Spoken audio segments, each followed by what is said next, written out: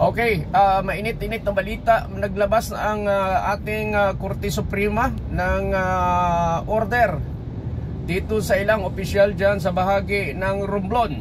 Ang ilang opisyal dito ay wala na sa serbisyo at mayroon ditong active na mga opisyal pa rin dyan sa bahagi ng Romblon. Ito binabalita lang natin para sa kaalaman din ng ilan nating mga kababayan. Dahil siyempre, natural lang na malaman din nila kung anong nangyayari sa mga opisyal nila.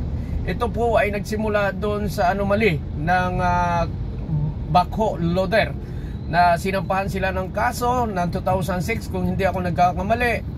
At nakarating ito sa Sandigang Bayan, Ombudsman at na Court of Appeals. Tapos nag-apila sila ng alam ko last year, sinundan ko to at nag-motion sila for consideration. At ngayon nga, naglabas na yung ating Korte Suprema ng mayroon silang yung desisyon na makukulong sila ng 6 years or 10 years. Itong mga sangkot na ito. At sa ngayon nga, itong sina Vice Mayor Matillo, Melvin Misana, at ilan pang mga kasama, halos 10. Kung di ako nagkakamali, halos 10 sila na ang mayor pa po ata nito ay si Mayor Merida, kung hindi po ako nagkakamali, makikita nyo dito sa aking ipopost din mamaya dyan. Okay, ayun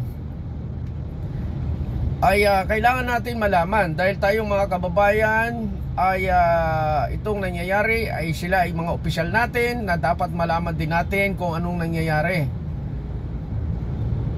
May 50, ang alam ko may 15 days sila for motion consideration na lang.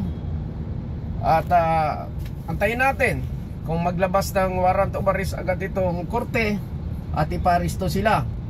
Sa palagay ba natin, manlaban ba ito? Taga-Romblon to, matatapang to nasa kanila yan kung manlaban sila. Pero kung ako, depende sa inyo.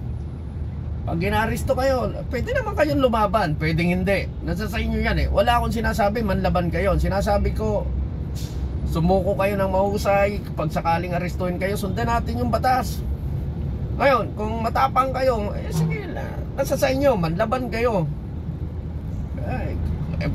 Magkaiba tayo ng pananaw. Kung sa akin nangyari, manlaban ako. Pero kayo, gayahin nyo ba ako? Manlaban?